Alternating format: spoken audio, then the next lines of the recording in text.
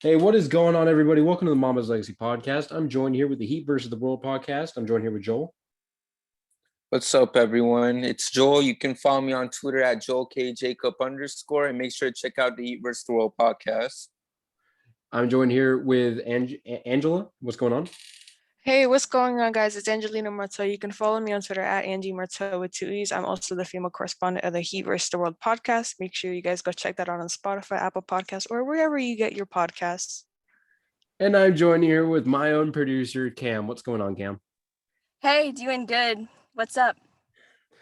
We're all doing pretty good, I hope. But let's get right into business. Let's jump into the first thing here.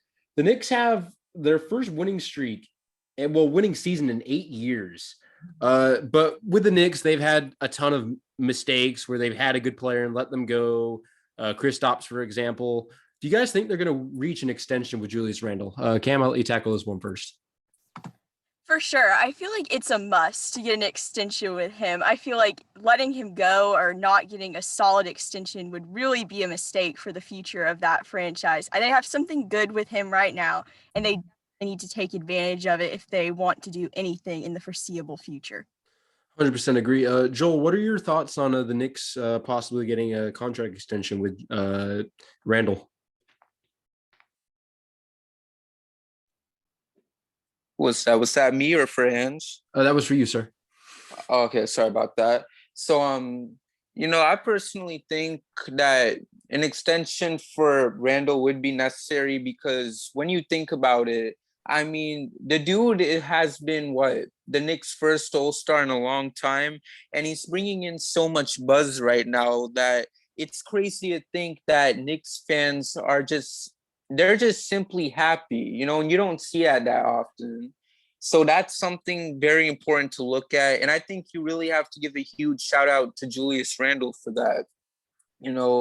Like here they are. I mean, I know they've been very cocky lately. I mean, as a Heat fan, to hear them compare Julius Randle to Chris Bosh, I mean, I think that's kind of crazy. But the fact that they'd go on and make that kind of comparison, I think that tells you exactly how excited that they've been about a player like him in a long time. And it's crazy considering this was a guy that most Knicks fans were kind of against last year. But, it's crazy to see how much that dude has really improved moving forward. 100% agree with everything you said there. This is the Knicks' beacon of hope. Angie, how important do you think it is for the Knicks to re-sign Julius Randle? Oh, extremely. Considering everything is done for them so far, like Joel said, and like you guys said, this is their first playoff run in about 8 years, I'm pretty sure you said, or like in a while, So with Julius Randle averaging about 20 points per game and other contributors such as RJ Barrett, Derrick Rose, Manuel Quickly, Reggie Bullock, players like that. But I feel like him specifically, Julius Randle, I feel like with all he's done for the team, with the stats he's put up and just everything like going on for him, it'd be it'd be a very like crucial part to the team, considering they just came off an 8-game win streak like a little bit ago. And, it's not that easy for a team to keep a streak going for that long. And so to answer my question, or to answer your question, it is not mandatory, but it's crucial for the Knicks. Yeah, no, last thing on that. This is the most hope I think they've had since Melo was there, and we know how hyped they were for Melo. So the Knicks, they're in a good spot, and they're only going to keep getting better. They're going to keep running. They're going to eventually be running that Eastern Conference, not the Heat. But the next thing we want to talk about here is Paul George. Can he step up in the big moments? Will he step up in this playoffs this offseason? And what do you guys think the Clippers' chances are at a finals run this year? Joel, I'll let you take this one on first. It's really hard for me to answer that because Paul George, it seemed like he's fumbled on multiple occasions. So it's like for him, he's having a great regular season and, all respect to him. But, for me, I need to see it to believe it. Is he that serious about winning a championship? Is he ready to bowl out? So while I really wish I could answer that question, and while he has been having a good year, like I need to see him bowl out in the playoffs, show that what we saw last year, specifically in that series against Denver, and what we saw in those couple playoff runs he had in OKC. I need to know that that's all past him and that like he's 100% ready to bring a title to LA. So until I see that from him in the playoffs, it's really hard for me to answer that question. I see what that I see that. I'll give my quick take on this. We need to stop seeing pandemic P. We need to see more PG-13. I love Paul George. I slander him a little bit, but he's one of the players in this league that gets slandered on a little bit too much, in my opinion. But I will say this: in the playoffs, I have not seen the dog come out of him since he was in Indiana, going toe to toe against LeBron. I haven't seen the dog since then. I mean, you go to OKC, you have Russell Westbrook and Melo. Melo wasn't all-star Melo, but still Melo, and you get beat by a rookie. I think that was like the first big blow, and since then he just hasn't had that fight in him. Dame sent him home. I mean, last year hitting the side of the backboard and choking a 3-1 lead. He hasn't had that dog in him. But Angie, what do you think about the Clippers playoff chances, and will Paul George step up this year? Like you guys said, Paul George has experienced a lot of hate recently and has received lots of hate on the internet and just overall, because like Joe said, their run in the playoffs last season against Denver was certainly a more disappointing one, considered the advantage they had and how they just let that slip away from them and let Denver take advantage of that opportunity and go to the Western Conference Final with the Lakers. So like you guys said, Paul George has had a couple moments where he hasn't performed his best, and where he's done things where he could have done a little bit better. And so I really just feel like come playoff time, that'll all pass right now in the regular season, and come playoff time, he'll step up and learn from his mistakes, hopefully, and just show what kind of player he is, and that he has improved from the past mistakes he's made before, and he'll continue to go from there. But as for where I think the Clippers will end up, currently they're in the play-in tournament, or I haven't checked the Western Conference I think the standings. Clippers Honestly, are the I mean, fourth seed, or the fourth or they are. third Oh, seed. I don't pay attention to Western Conference. I pay attention to the Eastern Conference. So my bad for that misinformation. So, but yeah, I really don't have an opinion on the Clippers because I don't really watch them like that. Nor do I watch Paul George like that. But from what I've seen from him so far, He has some room to grow. And just like I said, come playoff time, I hope he steps up his game. Definitely. I mean, I do hope he steps up his game. That'd be pretty big. Cam, what are your thoughts on Paul George not showing up in the playoffs, and is that going to impact the run this year the Clippers have? For sure, for sure. So you really hope he can step up. I feel like I actually have the Clippers coming out of the West. So I feel like going home so early last year in the playoffs, in Paul George, his struggles and throughout the playoffs, I feel like they have that motivation now, or I hope they would, to step it up, because at this point for Paul George, a lot of it probably is in his mind. I feel like he's a great athlete, playoffs get to him, never performs in those big moments. And I feel like he really needs to for his legacy, and a lot is on the line with that. But I think that this year, that even if Paul George doesn't step up to his full self that we see in the regular season, hopefully he can improve from past playoffs. And maybe, in my opinion, I think the Clippers are going to come out of the West. My Lakers are going back to back, but we'll stop there. We'll stop there. We'll talk about the Nets real quick. The Nets have just lost 4 in a row. James Harden has been out since April 5th. It's been over a month now. Kevin Durant, he's been playing for them. He's been playing pretty well lately. And Kyrie just got back, I believe. Kyrie's doing all right. But 4 straight. Should they be concerned about this? We'll go with Cam first. For sure. So you think that when Harden comes back, that hopefully he will bring something to this Nets team? He will. And you hope that they could be healthy. But I feel like they lack the chemistry. Being the standpoint of they haven't played enough together, and going into the playoffs, yes, these guys, they're an amazing team. Each of these guys individually is extremely impressive, and I just feel like something could go wrong when you haven't played together. And I've never, from the beginning, I've never had the Nets going to the finals or winning it, really. And I know a lot of people were telling me I was crazy for that, but I don't see it happening. And I feel like they're going to lack that chemistry. So the 4 losses in a row, I don't know how concerning that is, especially being they don't have Harden out there, but I don't have the Nets winning the East.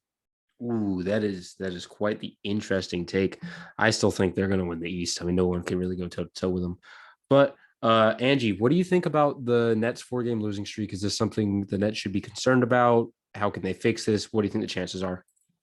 It is absolutely concerning for them. Considering the super team they've built up this season with James Harden, Kevin Durant, Kyrie Irving, Blake Griffin, LaMarcus Aldridge just recently retired. Considering the team you've built up to this point, and I understand with injuries and such, they haven't played with their full big three in a while because James Harden's been out for a while. Like you said, Kyrie Irving just got back.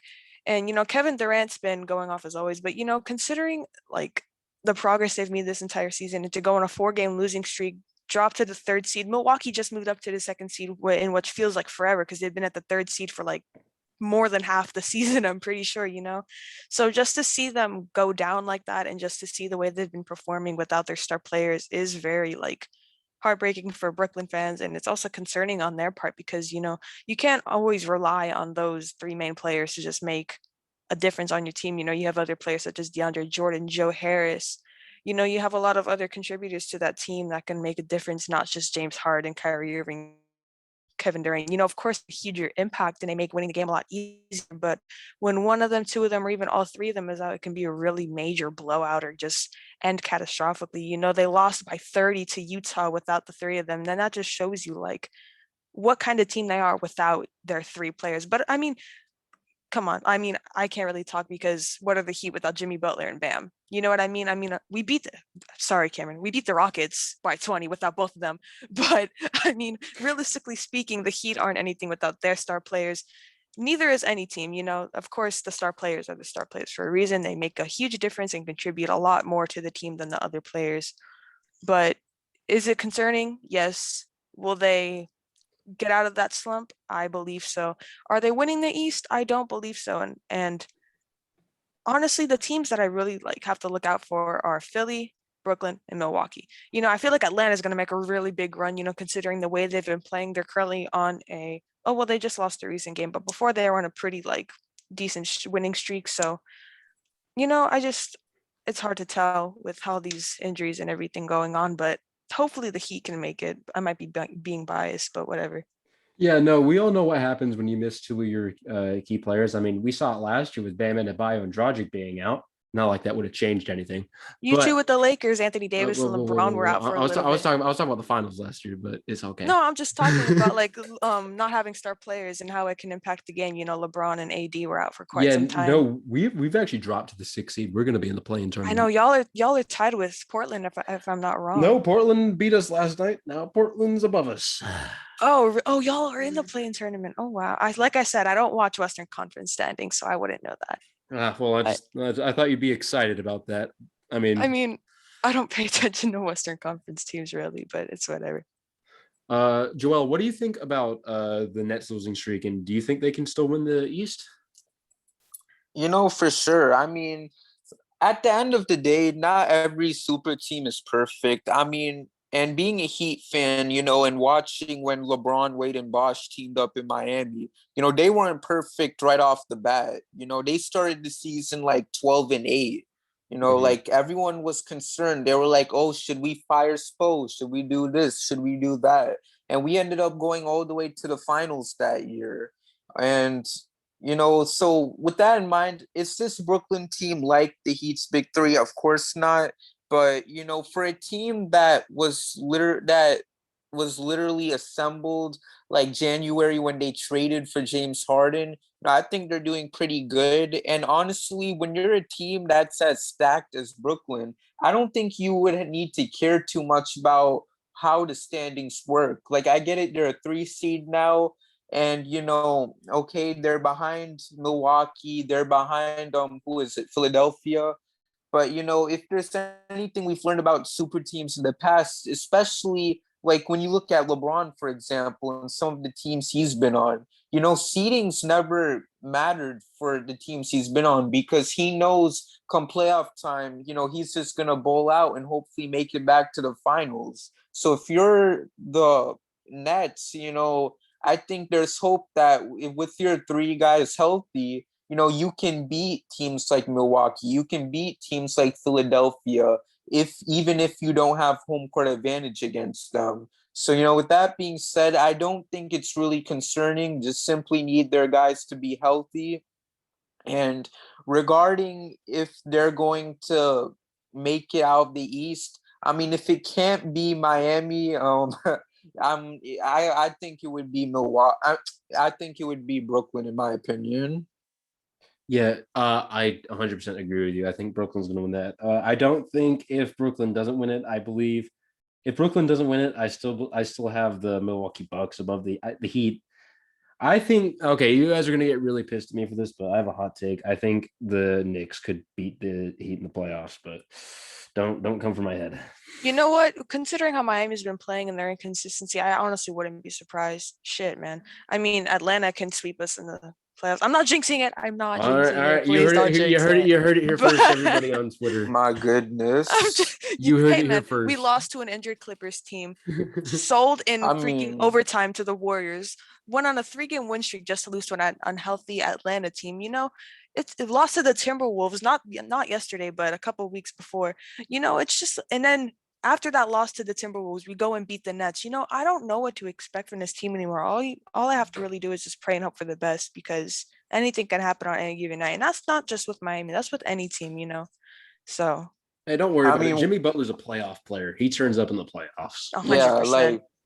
Just real quick, on that take, I personally believe we could definitely beat New York. If there's any team I'd want to play in the first round, it They probably haven't beat us would this be- season at all. So Yeah, it would probably be New York. I'm not really scared of them whatsoever. Bam would destroy Randall. Shout out to all the Knicks fans. Whoa, hey. So, I mean, he would. I mean, I'm just saying the it how stats it don't is. lie. The stats don't lie. Isn't he like 2 for 6 and Bam's guarding him or something like that? Much love to Knicks fans out there. No hate. Best of luck to y'all. But yeah, that's what Overtime, I Megan's gonna personally listen to think. this and not be too happy. But yeah, I think Miami, we'll flip the switch come playoff time. I really pray to God Oladipo comes back, but he's not going to be playing in these next 2 games for us against Boston. But we'll see what happens from there.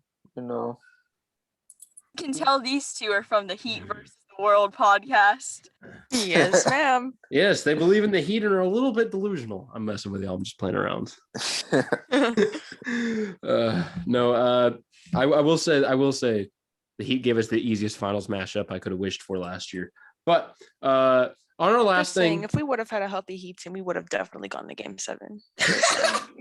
Just saying. Sorry. Sorry. Forgive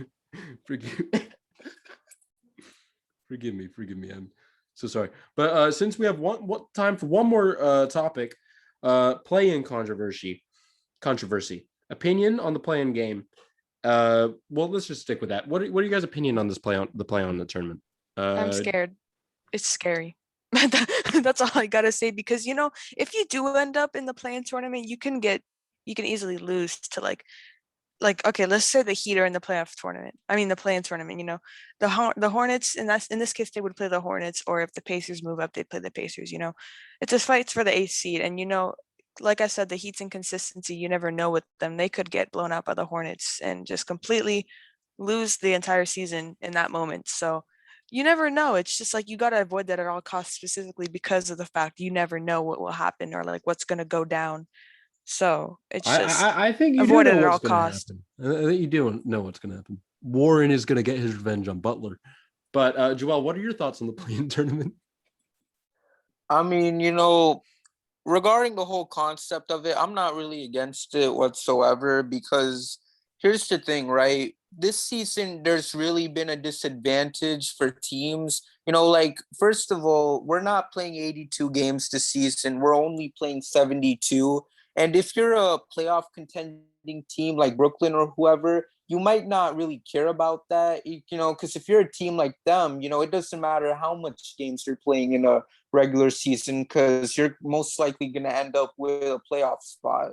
So, obviously you don't care if you're them, but if you're a team that's struggling to get a playoff spot right now, one of those 9-10 seeds out there, those 10 games that you're not going to play, that might have a huge impact on you moving forward as the season progresses. So I definitely do feel the need for a play-in this year. Like, I know other people, like certain players like LeBron, Luka, have voiced their disdain against it, which I don't know. I don't really support what they're saying, because if they said it before the season started, then maybe I would have probably been like, okay, they're on something. But I feel like it's just bias coming from their end, because there's a chance that, the Mavs or the Lakers could take part in the play-in games. So now it's kind of like, they're just saying it because of their situation right now. So it's hard for me to really buy into their comments about it. But yeah, I really feel like the need for a play-in game was very necessary this year, especially when teams have lost players due to injury or getting the coronavirus. That's impacted teams as well, especially maybe those playoff teams too. So, you know, I do feel the need of a play-in for this season. And regarding doing a play-in every year, because I know that's something the NBA has been thinking about, I think I'm all for it. There's just one thing they need to do, and they just simply need to change up the rules about how you can qualify for a play-in. Last year in the bubble, what they did was you had to be a certain amount of games behind the 8th seed in order to qualify for it. And because the Wizards were so many games behind the Magic last year, they didn't have a play-in game. But because the Trailblazers and the Grizzlies were so close to one another, they ended up having a play-in game because it was so close. And they did it. Portland won that game, and they ended up being the 8th seed. They need to do something like that moving forward, because the last thing you need is for the 8th seed to be like 41-41, and then the 9th seed to be like 32-50, and they end up getting a play-in game, because they clearly don't deserve that, because it's not like they were really going to catch up with that 8th seed whatsoever. So as long as they make that one change regarding how much games you have to be behind that 7 or 8 seed, I'm all for having the play-ins as a permanent thing. All right, I think that's an interesting take. Cam, And right? Joel, my sorry, bad. Joel, going off what you said before, like you said about LeBron being against the whole play-in tournament thing, he was all for it last season when his team was first in the West and thinking that this would be a great idea. But now that he's actually in the play-in tournament, he's like, whoever invented this shit needs to get fired. Okay, Adam Silver, so just go tell the freaking NBA commissioner that, like, oh, you deserve to be fired for creating the idea I originally thought of last season, because I actually have to work for my spot in the playoffs now. Like, that's not it makes no sense. Basically, that's just what I had to say. Okay, Cam, I have to defend my guy LeBron real quick, because somebody's making a ton of hateful comments towards him right now. Am I Last wrong year, though? yes, you are, and I will explain why. Last year and this year are two completely different things. There are 72 games in this year. How many games were last year? I think it was like some 82 no, there was not. The COVID cut the season in half. last season. Oh Yeah. well, So COVID cut it in originally half. there's 82 games, Yeah, but there I don't know originally how many. COVID took about 30 off. Yeah, there should have been a playoff series then. I mean, when 30 games are missing, there are teams that should deserve it. This year, you still had 72 games. There should not be a play-in tournament. It's two completely different things. Last season, they had 8 regular season games just to even get kind of a decent playoff record for teams that could compete in there. There have been 72 games. It's pretty clear who's going to be 1 through 8. It should not be a play-in tournament this year. I think I think the idea is stupid. I do agree with LeBron. Whoever came up with that needs to be fired, because it worked last year, but you can't keep doing this permanently. It's a money grab. That's all it is. The league I wants think more the NBA games. confirmed they're gonna go forward with this from now on, like permanently. Like this is gonna be a new addition to like regular season and Well, playoffs and whoever stuff like that. created that shit needs to be fired. Adam Silver. I don't think it was Adam Silver. I think it was somebody else below him, but who suggested it originally. But it's too like, can we not like all come to agreement? This season and last season are two completely different. Last season was crazy, right? Yeah, that's for sure different. Yeah, this is 72 games, 10 regular seasons off of regular season. And before this, no one was complaining about there being no playoff tournament. So no play-in tournament. So that's all I'm gonna say. Cam, what are your thoughts on the play-in tournament? So for me, I definitely agree with what Joel is saying about making sure that the lower seeds, they're at least close to those other seeds in the play-in tournament. That is definite. I feel like for the people complaining, I feel like a 7th or 8th seed, I feel like it's so rare for those teams to go to the finals or make a very long run that I feel like they're lucky to have their playoff spot in the first place. I know it's different from previous years, and that spot was usually way more secure. But where they're going with the playing game, I feel like it, of course, the top seeds have no opinion. Then you have the 7th and 8th seed who are going to hate it, and the 9th and 10th seeds, they're going to be all for it because if they had a slow start, had something get in the way, they have a chance to go to the playoffs. And I feel like it finds the most playoff ready teams at the time. Of course, the 7th and 8th seed, those teams only have to win one game, opposed to the 9th and 10th seeds having to win 2 games. It definitely is just a way to get more viewers, sell more tickets. That's definitely where it's coming from. But I feel like where they're going with it could be beneficial in the long run to get the best of the best teams taking that 7th and 8th seed. I 100% agree. Okay, now we're going to end it real quick, but first, I just want to make the quick announcement. Russell Westbrook just tied the record for most triple doubles ever with 181. Wow. Amazing, bro. This is why I love Russell Westbrook. He's my favorite non-Heat player. And I've been a fan of him since OKC, so don't think I'm hopping on the bandwagon because I'm not. I've been a fan of him since he was on Jesse. Well, I know you I forgot think that it was 80 Jesse. I do. I know you forgot that 80 played in New Orleans. Did you forget that Westbrook played in Houston?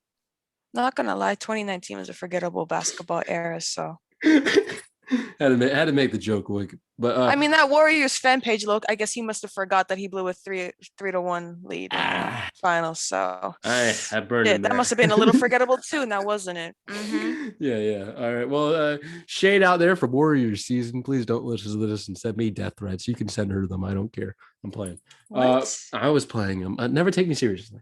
Okay. But I want to thank you guys for coming on the Mama's Legacy podcast. Heat versus World. Great guys, come on here. Go follow them on Twitter. Listen to their podcast. I will link that. Again, thank you guys for coming on. Thanks for having us, Thanks man. for having us. I appreciate it. Guys, take care. You too.